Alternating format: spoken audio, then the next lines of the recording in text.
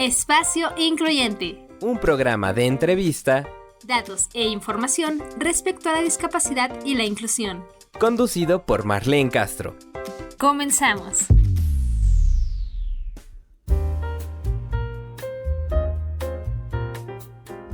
Hola, ¿qué tal? Bienvenidos a su programa Espacio Incluyente. Mi nombre es Marlene Castro y les doy la más cordial bienvenida. Me encanta poderlos acompañar en su horario de comida y llegar hasta sus hogares para compartirles mucha información respecto a discapacidad e inclusión.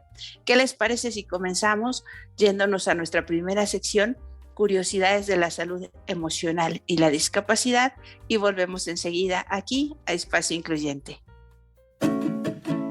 Bienvenidos y bienvenidas a la sección Curiosidades de la Salud Emocional y Discapacidad. Yo soy la psicóloga Alejandra Juárez y el tema del que voy a hablar hoy es las mujeres con discapacidad en Afganistán. ¿Qué está sucediendo con las mujeres que presentan alguna discapacidad en este país? Afganistán canceló la participación de sus atletas en los Juegos Paralímpicos tras la toma de poder de los talibanes. Para los Juegos Paralímpicos de Tokio se tenía contemplada la participación de 2 deportistas, un hombre y una mujer, compitiendo en la disciplina de para-taekwondo y de un equipo de básquetbol femenil en silla de ruedas. Zakia Kudadad, joven de 23 años, iba a convertirse en la primera mujer en representar al país de Oriente Medio en los Juegos Paralímpicos en la disciplina de para-taekwondo. Por otro lado, la capitana del equipo de básquetbol femenil en silla de ruedas, Niloufar Bayat, hizo un estremecedor llamado de auxilio a la comunidad internacional para que apoyen su salida y la de todo el equipo de Afganistán. Estas mujeres no solo no jugaron en los Juegos Paralímpicos. La toma de poder de los talibanes implica que no puedan practicar ningún deporte por el hecho de ser mujeres. Niloufar Bayat tenía 2 años de edad cuando un misil impactó en su casa y le dejó una lesión en la médula espinal, presentando una condición de discapacidad motriz.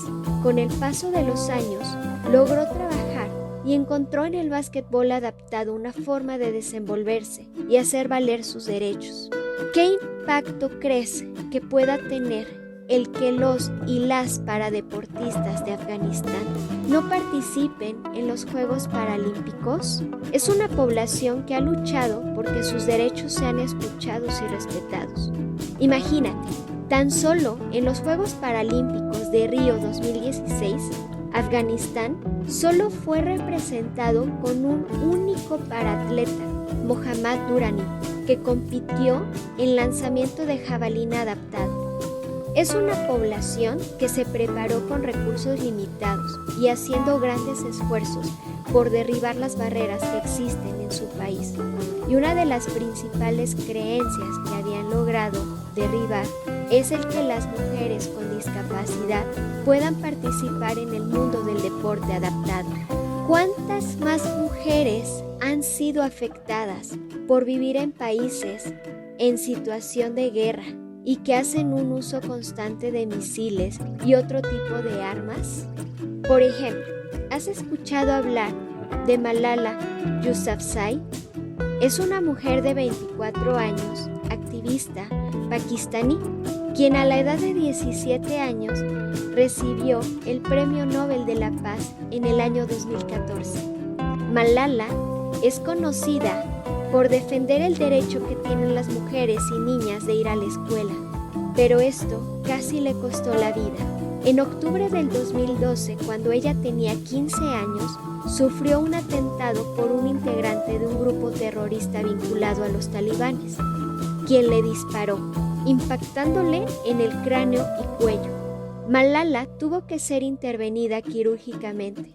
Los médicos se dieron cuenta que el nervio que conecta con el sistema auditivo, específicamente ubicado en la cóclea, había sufrido un daño, por lo que a Malala se le colocó un implante coclear para que pudiera volver a escuchar con su oído izquierdo.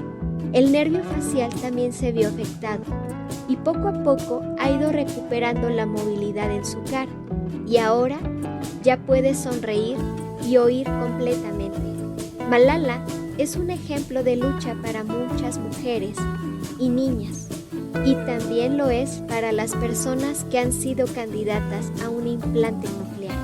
Espero que esta información les haya interesado y no olvides sintonizarnos aquí en tu programa Espacio Incluyente. Si tienes sugerencias sobre algún tema del que te gustaría escuchar en esta sección, no dudes en hacerla llegar a través de nuestras redes sociales. Hasta pronto. ¿Te gustaría formar parte de nuestro programa Espacio Incluyente? Tú puedes ser nuestro próximo invitado. ¿Quieres pedir una canción, dejar un saludo, darnos tu opinión, alguna sugerencia e interactuar con nosotros, nuestros excelentes invitados y los especialistas de nuestras secciones? Envíanos un texto o una nota de voz a nuestro WhatsApp 5535-090575 y nosotros la pondremos al aire. Comunícate, queremos escucharte. Espacio Incluyente, la voz de la discapacidad. Aquí la pieza principal eres tú. Espacio Incluyente. Volvemos con ustedes aquí a Espacio Incluyente y como les dije en la introducción del programa, tenemos un súper invitado el día de hoy. ¿Quieren saber de quién se trata? Bueno, pues vamos a escuchar su semblanza y volvemos enseguida nuevamente aquí en su programa Espacio Incluyente. Víctor Álvarez Fulleto, nacido en Enderbach, Alemania. Es un multiinstrumentista de orígenes italianos, afincado en Aguarda, en la comunidad autónoma de Galicia, al noroeste de España. Desde una edad muy temprana, comienza a interesarse en la música y en los movimientos sociales de la comarca, formando parte de la creación del primer centro social AXA, colaborando en fanzines contraculturales, organizando conciertos y tocando en multitud de formaciones de música locales. En el año 2001, empieza su carrera profesional en el Centro de Atención a Personas con Discapacidad Intelectual San Jerome, una asociación pionera y referente en la lucha por la inclusión, trabajando en proyectos de integración a través del arte, especialmente a través de la música.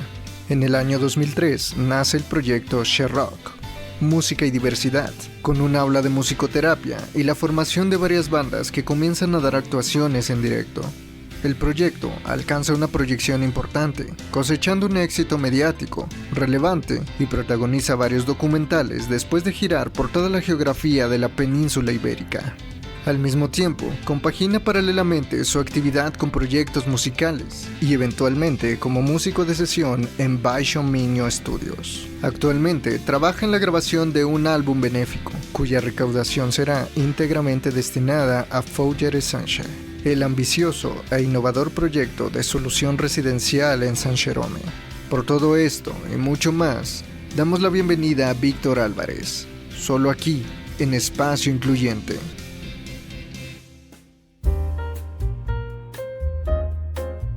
Bienvenidos nuevamente a su programa Espacio Incluyente. Yo feliz de presentarles el día de hoy a nuestro invitado que se conecta con nosotros desde España. Y se trata de Víctor Álvarez Fulleto para hablarnos acerca de lo que es la discapacidad intelectual, la música, pero también a platicarnos de todos los proyectos en el que él se ha involucrado a lo largo de su vida, porque es un hombre muy talentoso, muy virtuoso, y el día de hoy te damos la bienvenida, Víctor. ¿Cómo estás? Buenos días, buenas tardes. Estoy muy bien, muchas gracias por invitarme. Emocionado, a ver cómo sale esto, no sé, no estoy muy acostumbrado a las entrevistas, la verdad. Soy un tío que trabaja en las sombras, digamos, y no tengo ningún afán de protagonismo, digamos que mi trabajo es trabajar en la caverna y el protagonismo que realmente es para las personas a las que yo doy apoyo, ¿no? Pues yo encantada de tenerte con nosotros, Víctor, porque ya lo escuchamos en tu semblanza, eres multifacético y sobre todo multiinstrumentista. ¿Cuántos instrumentos sabes tocar? Bueno, a mí siempre me gustó la música, tuve la suerte de tener un hermano mayor que que antes de tener un tocadiscos incluso ya estaba comprando discos, ¿no? Ya teníamos una pequeña colección de discos en casa y aún no teníamos tocadiscos. Entonces, gracias a mi hermano mayor, la música siempre estuvo muy presente en mi casa, y yo con 11 años o así ya me fui un poco prematuro en ese aspecto. Me introduje en un local de autogestionado que crearon una asociación de jóvenes aquí en Aguarda, en Galicia, donde está San Xerome y donde vivo yo. Y entonces lo que hicieron estos chicos fue una asamblea juvenil en la que pusieron instrumentos para que la gente pudiera ir a tocar, entre otras muchas cosas, ¿no? Pues presentaciones de libros, bueno, un proyecto muy, yo creo que pionero en la zona de gente joven, abriendo un espacio autogestionado, ¿no? Muy vinculado a la música y al rock en concreto. Y bueno, yo ahí con 11 años tuve acceso a instrumentos. El primer instrumento que toqué fue la batería, y después ya tomé unas clases de guitarra, y con el tiempo seguí tocando. Mi instrumento principal yo creo que es la guitarra, es donde me desenvuelvo mejor, y la batería estuve tocando en muchas bandas. De hecho, también soy músico de estudio en Baixo Miño Studios, un estudio aquí de la zona, y después decir que sé tocar el bajo me cuesta un poco, porque sí que sé utilizar el instrumento, pero tocar el bajo es una técnica subestimada, creo, y parece que cualquier persona que sabe tocar la guitarra sabe tocar el bajo. Digamos que me desenvuelvo en el bajo también, y estoy intentando hacer mis cositas en un teclado, que ya es bastante. Súper, me encanta, porque sabes, la música es algo que nos hace expresar muchas veces las emociones, y en esta época de pandemia, pues un montón de emociones encontradas, ¿no? Creo que toda la vida, pero más se han exacerbado las emociones en esta temporada, y el saber a través de tu semblanza que te has involucrado en temas de discapacidad desde hace muchos años es también un privilegio para nosotros tenerte con nosotros debido a tu experiencia ya trabajando con personas con discapacidad intelectual. Sí, yo la verdad es que fue por circunstancias de la vida, fue como decimos aquí, de rebote, ¿no? No fue, sería muy largo de explicar, pero yo acabé en San Xerome hace 20 años ahora, completamente de rebote. Y si si analizamos mi situación personal hace 20 años, pues como que no encajaba en ningún sitio, y bueno, tenía mis problemas en la escuela también, porque era muy rebelde, aunque sí que era muy creativo. Y después tú fíjate, después de 20 años, Marlene, me encontré con varios profesores y me dijeron que a ese chico rebelde que le gustaba dibujar y que era un poco subversivo, ¿no? Pues el sistema educativo le falló realmente, ¿no? Porque, no sé, yo creo humildemente que vieron en lo que me había convertido, no sé, o en los proyectos que desenvolví a lo largo de mi vida, y me dijeron claramente el sistema educativo te falló. Voy con que, bueno, yo fui un chico muy problemático de pequeño y no me querían casi en ningún sitio, y en San Xerome encontré mi sitio, que por circunstancias acabé ahí haciendo el transporte. Recogía a los chicos y los llevaba al centro, y después por la tarde los llevaba a sus casas, hasta que un día cogí los amplificadores. Me presentaron un chico que tocaba la batería, y entonces cogí los amplificadores y todos los trastos que tenía por casa y los llevé al centro. Y hasta hoy, y sigo haciendo el transporte, que me encanta. Pues tienes que contarnos más acerca de este hermoso proyecto que iniciaste. ¿Qué te parece si vamos a una pequeña pausa y volvemos enseguida? Vamos a escuchar la cápsula Acá Entre Mamis y regresamos con ustedes. No le cambien. Estás escuchando Espacio Incluyente. No le cambies. En un momento regresamos. Hola queridas amigas, bienvenidas a su sección Acá Entre Mamis. Buenas tardes tengan todos, yo soy Chela y es un placer saludarte con este tema que está muy padre, el cual se titula We the 15, somos el 15. Comenzamos. Previo al inicio tan esperado de los Juegos Paralímpicos Tokio 2020, se lanza una campaña a favor de la inclusión de las personas con discapacidad. Sí, el Comité Paralímpico Internacional inicia una campaña con el nombre We the 15, que en español se traduce como Somos el 15. Y esto haciendo referencia al 15% de la población mundial que tiene alguna discapacidad. El pasado 24 de agosto se pudo mostrar el video emblema de esta campaña. Te invitamos a seguir los Juegos Paralímpicos y apoyemos a nuestro talento mexicano. Bueno, este proyecto de derechos humanos junto con otras organizaciones civiles como gubernamentales y empresas es el más grande de la historia. Y este busca situar a las personas con discapacidad en el centro de la agenda de diversidad e inclusión. Además, implementar una variedad de actividades dirigidas a los gobiernos, a las empresas y al público para impulsar la inclusión social. Derribar las barreras sociales sistemáticas que impiden que las personas con discapacidad alcancen su potencial y sean miembros activos de la sociedad. También quiere garantizar una mayor conciencia, una mayor visibilidad y representación de las personas con discapacidad y quiere promover el papel de la tecnología de asistencia como un vehículo para conducir la inclusión social. Todos estos objetivos que se buscan dentro del proyecto a mí me parecen geniales y los cuales van a dar una sociedad más incluyente, pero aparte esta campaña tiene elementos para que ustedes puedan interactuar, en donde en las redes sociales como por ejemplo el Twitter, al usar el hashtag WeThe15 aparecerá el símbolo de la campaña. Además, se ha realizado una serie de contenido para Facebook sobre deportes para personas con discapacidades. Y en el Instagram y el Snapchat tendrán filtros morados especiales sobre la campaña. Y ustedes me dirán, ¿por qué color morado o púrpura? Porque este color ha sido asociado con la comunidad de personas con discapacidad y es por eso que se creó un nuevo símbolo de color púrpura o morado.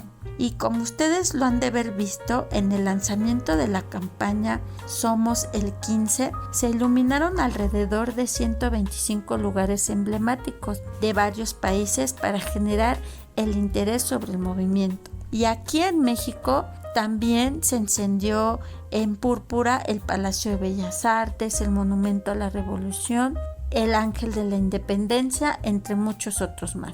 Si te interesa saber más sobre este movimiento, te invito a que visites la página, la cual es www.wethe15.org.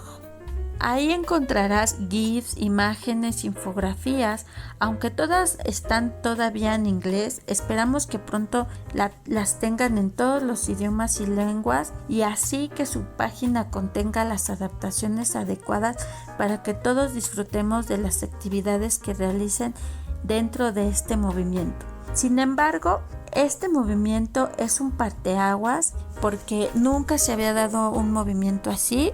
Y es muy claro que sea internacional y que las autoridades nacionales también participen, como la COPAME, los cuales también están muy contentos de participar y también pintaron su emblema de púrpura. Entonces, aquí en México estamos muy emocionados por este movimiento. En fin, para despedir mi sección, los dejaré en palabras de uno de los patrocinadores de dicha campaña, la directora general de la Organización de las Naciones Unidas para la Educación, la Ciencia y la Cultura, la UNESCO. Sin más, los dejo con sus palabras. Más de 1,000 millones de personas viven hoy en día con una discapacidad y sin embargo el mundo está todavía lejos de reconocer y honrar verdaderamente a este 15% de la sociedad. Ha llegado el momento de cambiar nuestra percepción de las personas con discapacidad y hacer que sus voces se escuchen en todas partes. Los logros deportivos de los atletas paralímpicos son, de este modo, formidables fuentes de inspiración y ejemplos para todos nosotros. La UNESCO se enorgullece de unirse al movimiento Somos el 15 y a su coalición única para construir un mundo que ponga la inclusión en primer plano. De esta manera me despido, que la inspiración llegue hacia nuestros hogares y gobiernos. Gracias, queridos amigos y amigas de su sección Acá Entre Mamis. Hasta la próxima semana y a ver a nuestros competidores que de seguro darán todo por la presea olímpica. Bye. Ya estamos de vuelta en Espacio Incluyente. Aprende con nosotros.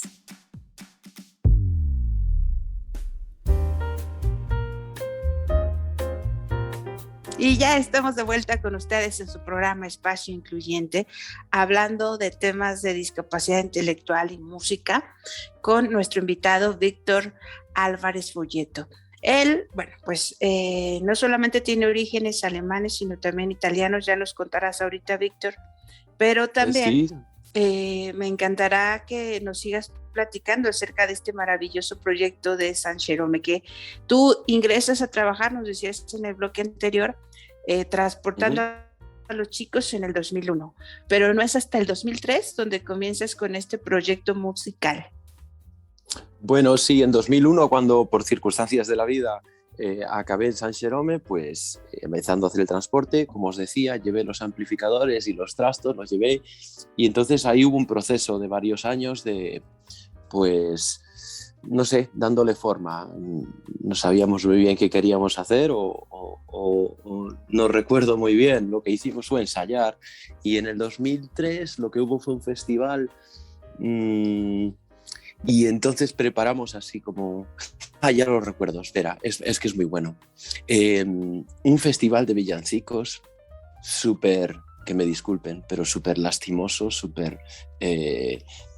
no sé, con los santitos y los chicos cantando así, y a mí eso me hervía la sangre, y porque estamos hablando de personas adultas.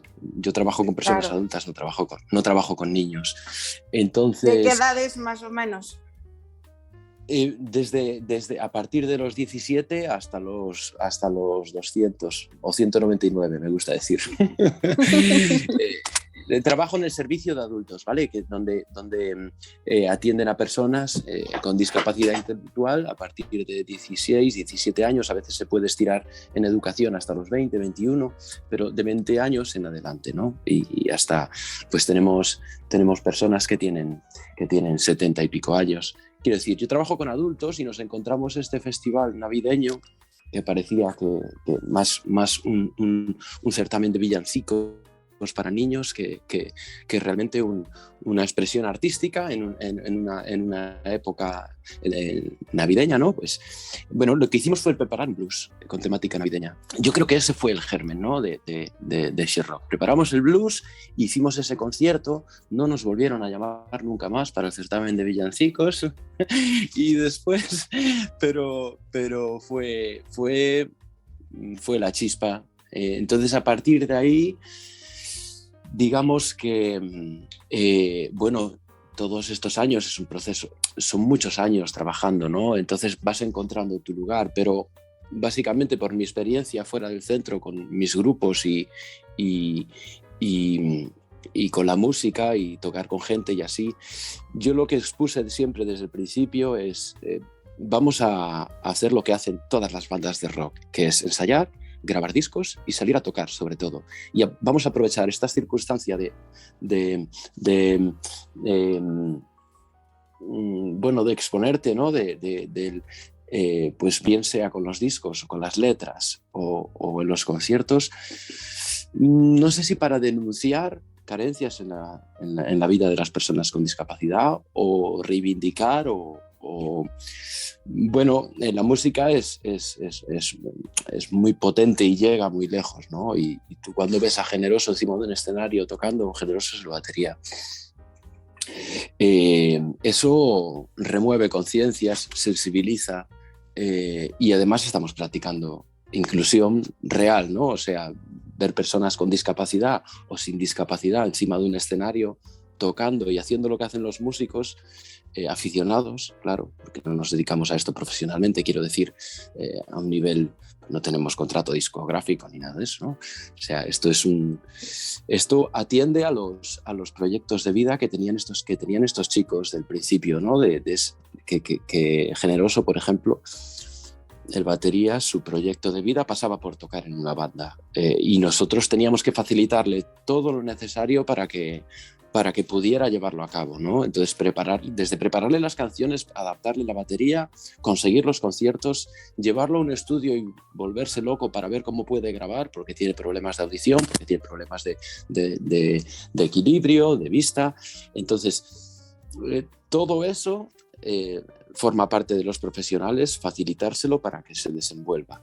¿Qué pasó con Sherrock? Que adquirió una dimensión muy grande y entonces fuimos incluyendo más personas usuarias de la asociación, con colaboraciones, pues bien uno cantaba una canción o tocaba la pandereta o cualquier tipo de colaboración, y después para abrir el rango a más usuarias de la asociación, pues hicimos este grupito de percusión con el que también actuamos, ¿no? Empezamos a dar conciertos y bueno, se trata un poco de, por un lado, responder a las capacidades y los deseos de estas personas a las que prestamos servicio, a las que damos apoyo, y por otro lado aprovechamos la repercusión de la música para lanzar un mensaje de reivindicación, de protesta, no sé si me estoy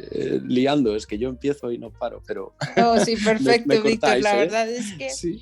Justo lo que comentas, ¿no? Muchas veces se asocia la discapacidad con infantilización de cualquier tipo, no nada más discapacidad intelectual. Entonces es importante, como dices, reivindicar, para eso estamos aquí también en Espacio Incluyente, para hacer una cultura de inclusión y cambiar esos paradigmas y poder hacer entender a la gente que las habilidades y las capacidades de las personas van más allá de lo que sus ojos o sus sentidos pueden detectar.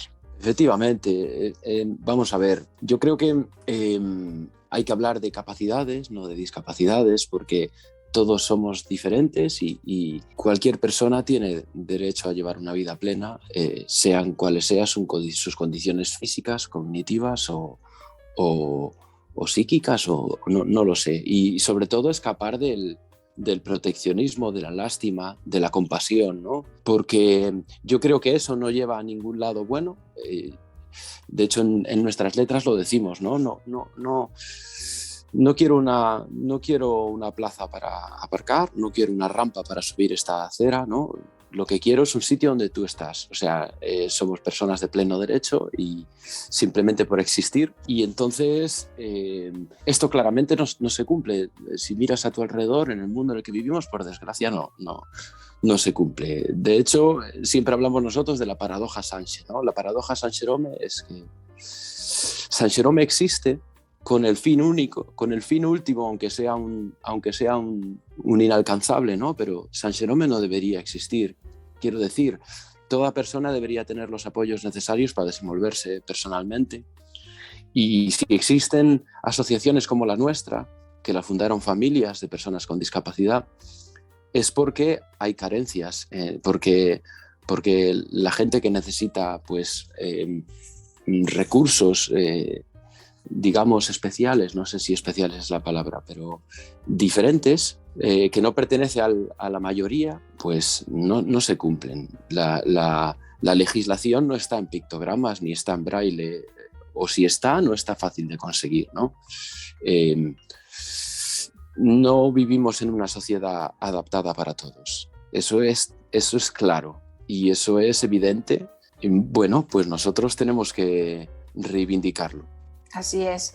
Ahorita cuéntanos un poquito de qué tan complicado ha sido transmitir el conocimiento musical, o ya muchos de ellos traían ya algunas bases con las que tú contaste y de ahí arrancaron. Sí, en algunos casos estaba claro por dónde tirar. Cuando digo por dónde tirar, me refiero a qué herramientas utilizar para que esta persona se pueda desenvolver musicalmente, ¿no? Pero otras veces mi trabajo consiste en explorar. Explorar es un trabajo precioso y duro esta exploración pueden ser unos días, unos minutos o pueden ser años. Quiero decir, oye, personas... justo eso, déjame interrumpirte porque son 20 años, Víctor, ya. Se dice rápido, sí. Pero es toda una vida lo que tú llevas trabajando sí. en San Jerome, centro de atención a personas con discapacidad intelectual. Son 2 décadas ya. No me lo creo. La verdad es que lo digo así con facilidad, pero es que el tiempo pasa, Marlene. No lo sé. La verdad es que yo cuando empecé era un crío de 19 años y aquí estoy con 40. No lo sé, el tiempo pasa muy rápido. Pero sí que me gustaría centrarme en lo de la exploración, porque me gusta poner el ejemplo de Óscar Barros, que es un chico que viene a San Jerome, en el que pasó por muchísimos... Bueno, su nivel cognitivo es diferente, y entonces contar con su atención durante un tiempo prolongado es complicado conectar con él cuando estás trabajando, y eso requiere pues de muchas herramientas, ¿no? Pues, y entonces la exploración con Óscar Barros fueron muchísimos años. Si queréis ver el vídeo de Rock Day en el que colaboramos, Óscar Barros es el chico que le da el platillo cuando empieza la canción. Entonces, probamos con el teclado, poniendo colores en las teclas. Yo creo que probamos con el tambor, con unas baquetas como esta que tengo aquí, que es de cuando golpeas se ilumina. Probamos con muchísimas cosas hasta que descubrimos, pues no sé cuánto tiempo, pero descubrimos que en tío Óscar, en su cabeza, entendía los compases perfectamente. Sabía perfectamente, entendía en su cabeza un compás de 4x4, cuando termina y cuando empieza. Y entonces descubrimos que con el platillo él marcaba las entradas y las salidas del compás. Esto fue un descubrimiento, bueno, para quien quiera verlo, para quien sepa verlo, para quien sepa valorarlo, y conociendo a Óscar, es algo superior. Es algo que merece la pena 20 años y 30 y 40 seguramente también. Entonces eso, yo exploro hasta que encuentro dónde el usuario se desenvuelve. Y entonces una vez encuentras dónde él se desenvuelve, pues tiro y hasta que pueda. Yo tiro. Así es, la música de eso se trata, de práctica todos los días. Bueno, pues ¿qué te parece si vamos a escuchar un poquito de lo que han desarrollado a través de este proyecto de C-Rock? Y bueno, pues está incluido en su tercer álbum llamado Conspiración del 2019 y la canción es Digan o que digan. Volvemos enseguida aquí a Espacio Incluyente. Espacio Incluyente, la voz de la discapacidad. Aquí la pieza principal eres tú. Espacio Incluyente. Muy buenas tardes, esta es Ailía y esto es Te presto mi voz, aquí en Espacio Incluyente. Hoy quiero hablarles de los maestros dedicados a la enseñanza de niños con discapacidad. El pasado 9 de agosto se celebró el Día del Maestro en Educación Especial, la conmemoración de la fecha de la creación de la rama técnica de educación especial, que en la actualidad es una modalidad de acuerdo a la Ley de Educación, una profesión que hasta hace algunos años era exclusiva de mujeres, pero en la que los hombres han ido ganando terreno al demostrar su empatía, profesionalismo, capacidad, compromiso, entrega para la enseñanza y la integración e inclusión de los niños con discapacidad, tanto en las actividades curriculares propias de la escuela regular como su independencia y aplicación en actividades de la vida diaria. Los maestros de educación especial Trabajan con niños con discapacidad física, auditiva o visual, o con dificultades emocionales, de comportamiento o de aprendizaje. Pueden utilizar equipo y métodos pedagógicos adaptados a la discapacidad de los mismos. Les voy a hablar un poco de la historia de la educación especial en México. Los antecedentes de la educación especial en México se remontan a la segunda mitad del siglo XIX, cuando se crearon escuelas para sordos y ciegos. En 1915 se fundó en Guanajuato la primera escuela para atender a niños con deficiencia mental, lo digo entre comillas ya que el término ya no se utiliza, y posteriormente se diversificó la atención a niños y jóvenes con diferentes discapacidades, sobre todo por medio de instituciones como la Universidad Nacional Autónoma de México, la Escuela de Orientación para Varones y Niñas y la Oficina de Coordinación de Educación Especial. A fines de 1970, por decreto presidencial se creó la Dirección General de Educación Especial con la finalidad de organizar, dirigir, desarrollar, administrar y vigilar el Sistema Federal de Educación Especial y la formación de maestros especialistas. A partir de entonces, el Servicio de Educación Especial prestó atención a personas con deficiencia mental, trastornos de audición y lenguaje, impedimentos motores y trastornos visuales. Durante la década de los 80, los servicios de educación especial se clasificaban en dos modalidades: indispensables y complementarios. Los servicios de carácter indispensable, como los centros de intervención temprana, escuelas de educación especial, en las que se daba atención a niños en edad de cursar la educación preescolar y primaria en 4 áreas: deficiencia mental, trastornos neuromotores, audición y visión, y los centros de capacitación de educación especial. Estos funcionaban en espacios específicos separados de la educación regular y estaban dirigidos a los niños, las niñas y jóvenes con discapacidad. En esta modalidad también estaban comprendidos los grupos integrados B para niños con deficiencia mental leve y los grupos integrados para hipoacúsicos, que funcionaban en las escuelas primarias regulares.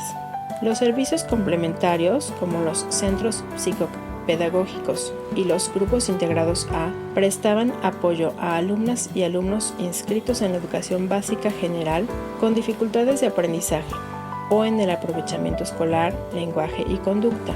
Esta modalidad incluía las unidades de atención a niños con capacidades y aptitudes sobresalientes, CAS. Existían además otros centros que prestaban servicios de evaluación y canalización de los niños, como los Centros de Orientación, Evaluación y Canalización, COEC. A fines de la década de los 80, principios de los 90, surgieron los Centros de Orientación para la Integración Educativa, COIE. Los Centros de Atención Psicopedagógica de Educación Preescolar, CAPEP, que dependían de la Dirección General de Educación Preescolar, que también estaban organizados en servicios indispensables y complementarios. A partir de 1993, como consecuencia de la suscripción del Acuerdo Nacional para la Modernización de la Educación Básica, la reforma al artículo 3 constitucional y la promulgación de la Ley General de Educación, se impulsó un importante proceso de reorientación y reorganización de los servicios de educación especial, que consistió en cambiar las concepciones respecto a la función de los servicios de educación especial, promover la integración educativa y reestructurar los servicios existentes hasta ese momento. Esta sigue siendo Ailía, esto sigue siendo Te Presto Mi Voz. Les sigo prestando la información al respecto en la siguiente. Nos seguimos escuchando por Espacio Incluyente. Gracias y hasta la próxima.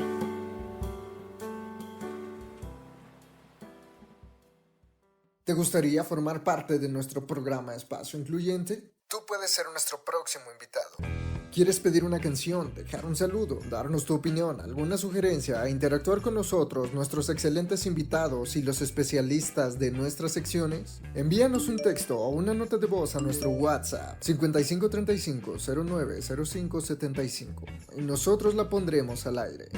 Comunícate, queremos escucharte.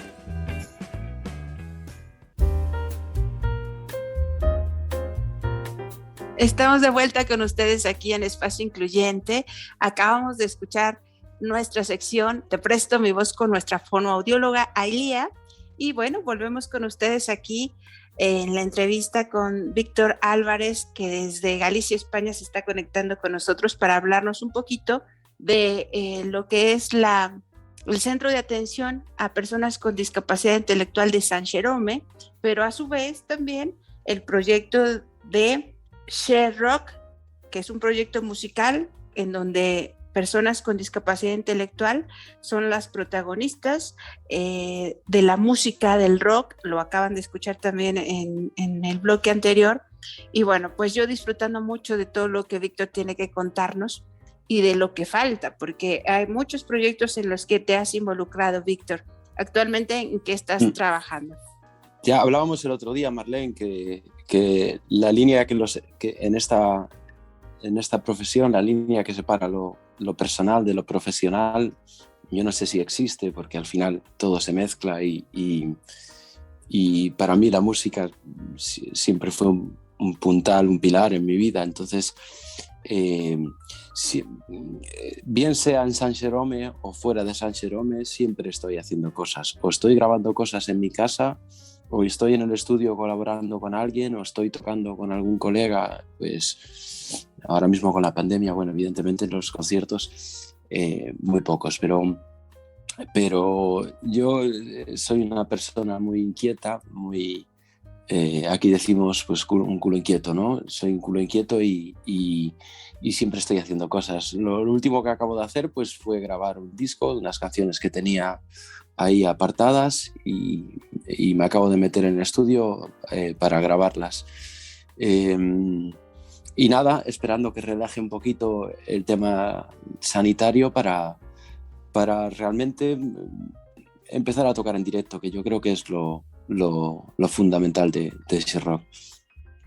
Excelente. Y todo lo que has hecho a lo largo de tu vida seguramente te ha traído satisfacciones, porque no solamente ha sido dedicarte a lo que te gusta y te apasiona, que es la música, sino, como decíamos en el bloque anterior, a lo largo de ya 2 décadas, conocer diferentes vidas, lo que hay detrás de esas personas que te toca atender, y también de sus familias, porque sin duda se involucran mucho también en el proyecto de Share Rock.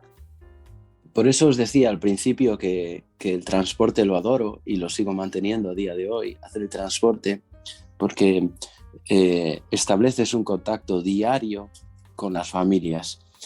San Jerome es una asociación que fundaron en los años, finales de los años 70 del siglo pasado, cuando los padres de las personas a las que atendemos tenían que ir con una hucha a la puerta de las iglesias para pedir para sus hijos, pues realmente porque no había una atención especializada para personas que sí que la necesitaban, ¿no? Esta dignidad, esta fortaleza,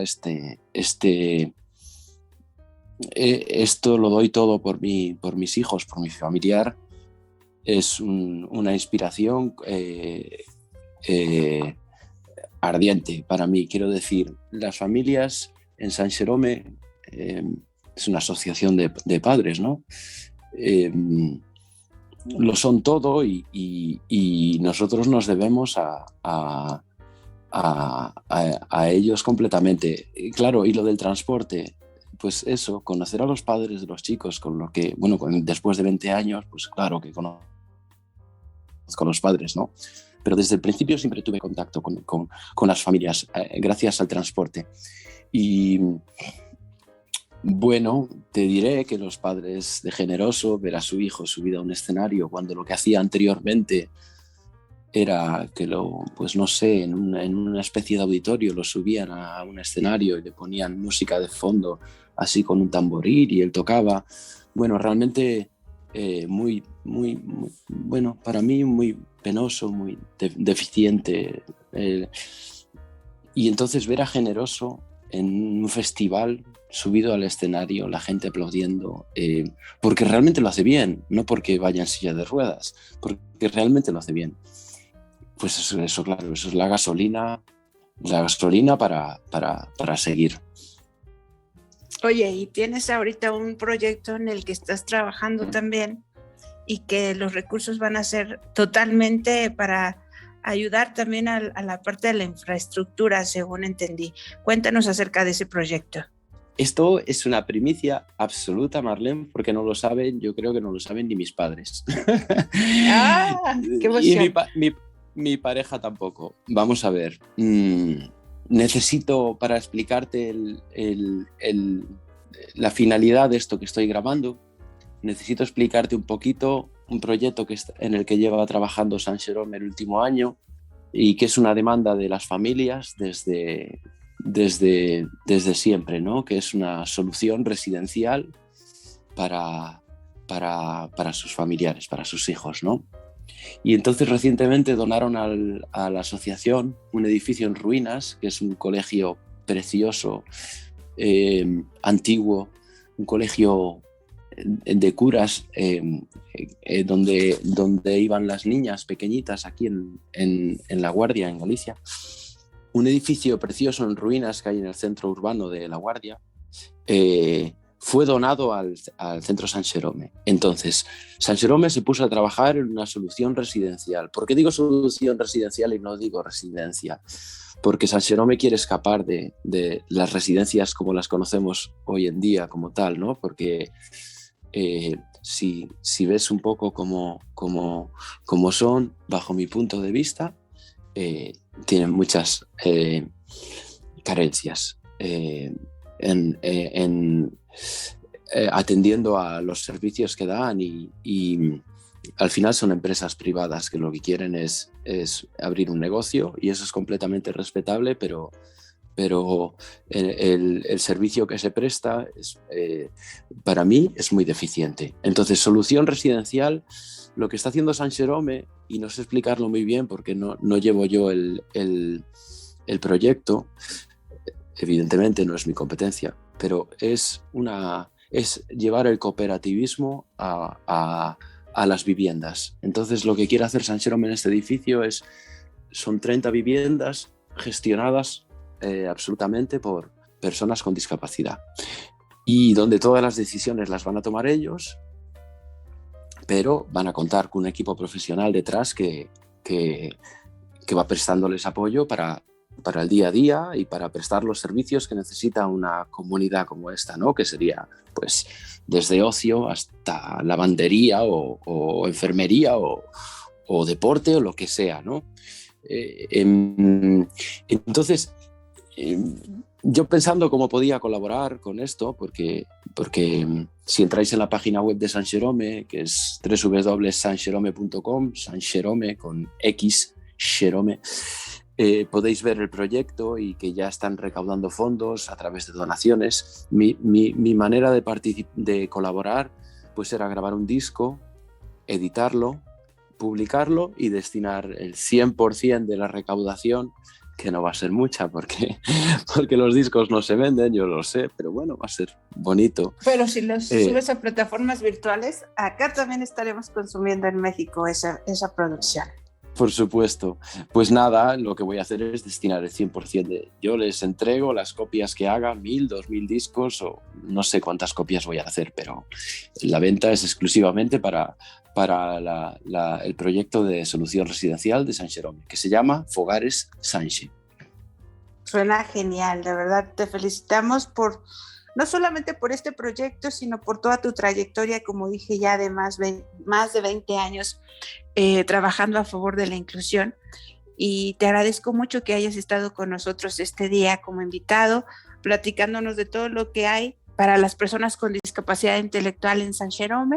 Y bueno, no sé si quieras despedirte de nuestros radioescuchas con alguna frase más. Siempre me ha encantado también cómo te expresas, así es que adelante.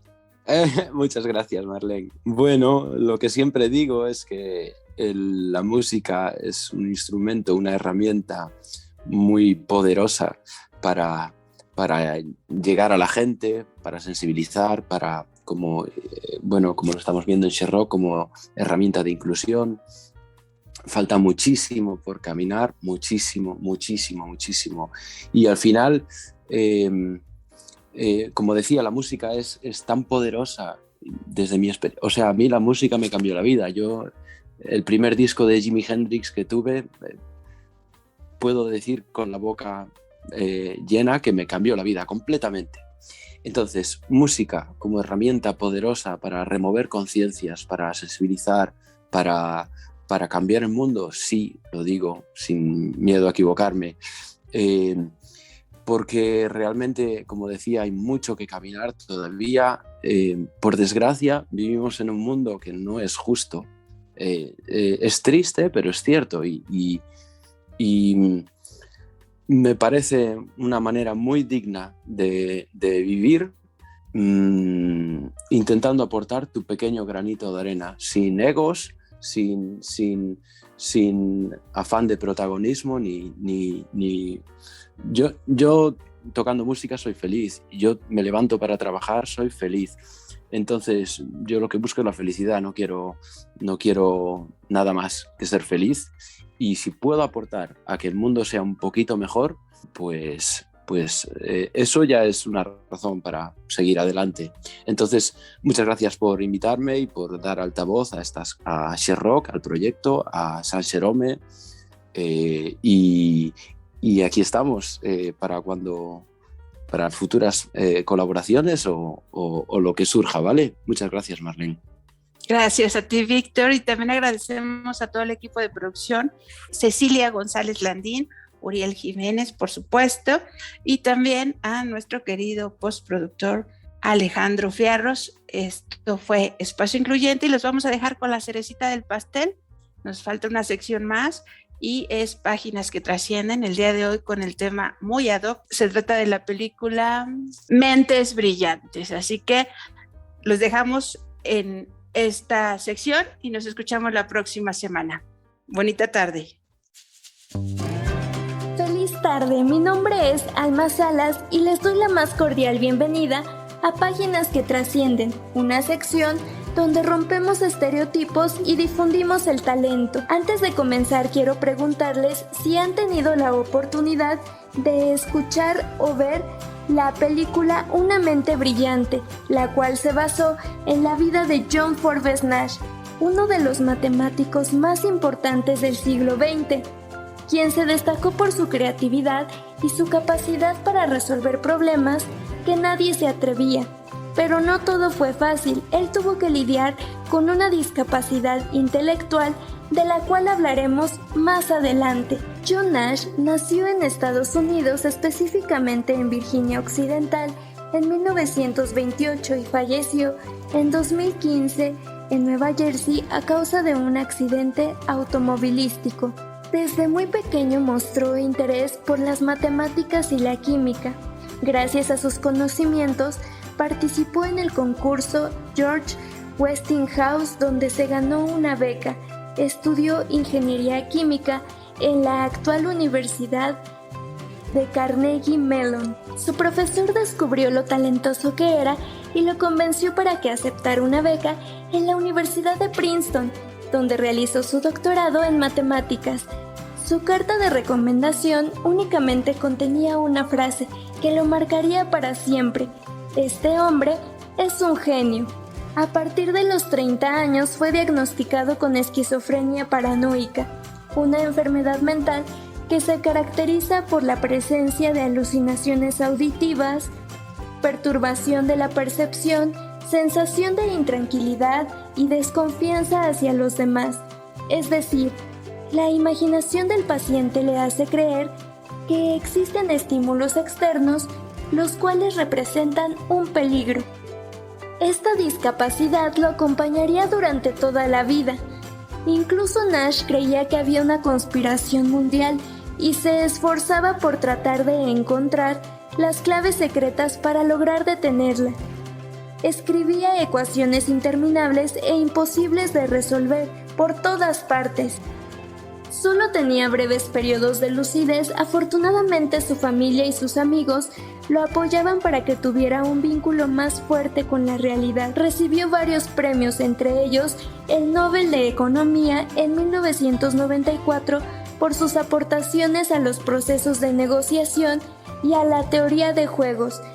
La teoría de juegos consiste en analizar la toma de decisiones de un individuo, no solamente reflexionando sobre nuestros pensamientos, sino también formulando hipótesis acerca de la reacción de los demás según sus intereses y la opinión que tienen de nosotros mismos. De igual manera recibió otro reconocimiento por parte de la Academia Noruega de Ciencias y Letras por sus contribuciones a las ecuaciones no lineales.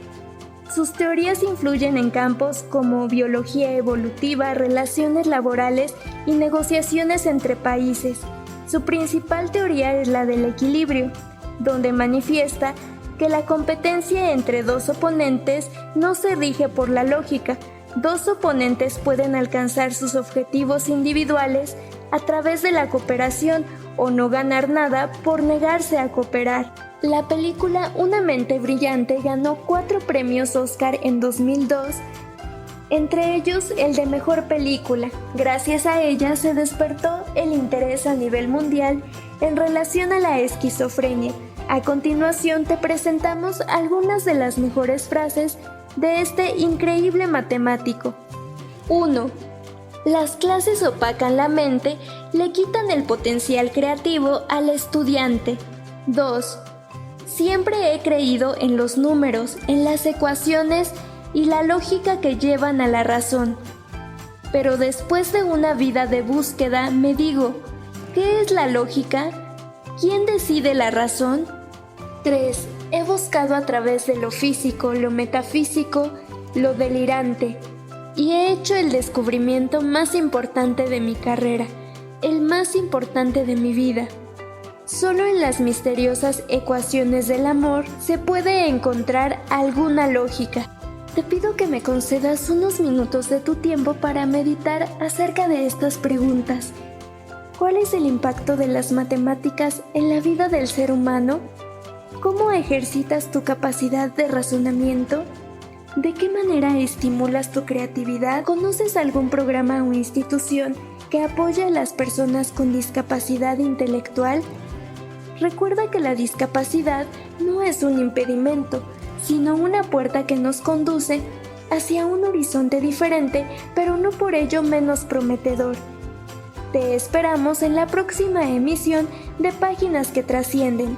¡Hasta luego!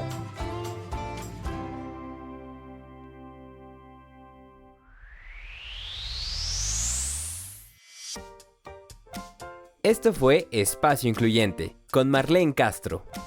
Un espacio donde la pieza principal eres tú.